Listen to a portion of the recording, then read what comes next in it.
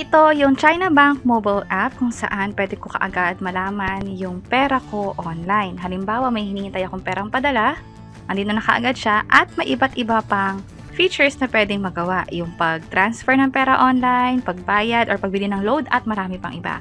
Pero paano kung hindi mo to ma-access or nakalimutan mo na yung PIN code mo? Paano nga ba i-reset? Tara, pag-usapan natin. By the way, kung first time mo sa channel natin at gusto mo pa ng mga online tutorial videos katulad nito, please click the subscribe button. Ito yung China Bank mobile app, yung pinakita natin kanina. Kung sakali na tinatry nyo mag-login at nakakakuha kayo ng error na katulad ng ganito, i-tap nyo lang yung forgot password at ilagay dito yung user ID at email address niyo. Importante na alam nyo pa yung user ID maging yung email address. Tap ko lang yung continue. Hintayin lang ang code na ma-receive sa phone. So, dapat meron din kayong access doon sa phone na nakaregister sa China Bank. Ito yung nag-open kayo ng bank account. Na-receive ko na yung text from CBC_mobile.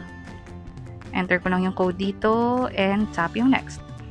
Yung temporary password ay nasa email na. Tap ko tong sign in at i-enter dito yung password na yon. Siya nga pala, kung merong failed attempt login, makaka-receive din kayo ng email notification. So kung alam nyong hindi kayo yon, mag-alala na kayo or tumawag na kayo sa China Bank para i-report. Ito naman yung email for the new password. Copy ko lang tong password. I-paste ko lang siya dito. Nakompleto ko na lahat. Tap ko yung sign in. At i-enter na yung bagong password.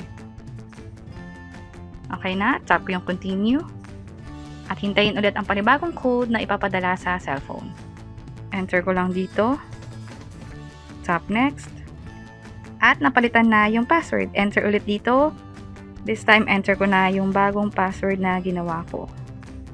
Tap ko yung sign in. At nakapag-reset na tayo ng password successfully. Importante na alam niyo yung user ID. At may access pa kayo sa phone number at email address na nakalink doon sa China Bank account ninyo. Pero kung sakaling wala kayo ng mga information na yon, pwede na kayong tumawag sa China Bank para sa additional assistance. Sana nakatulong tong video na to. Kung pakiclick ang like button at para sa iba't ibang mga tutorial videos, pwede niyong i-check itong mga nasa baba. Sana makatulong and see you sa mga next videos. Bye-bye!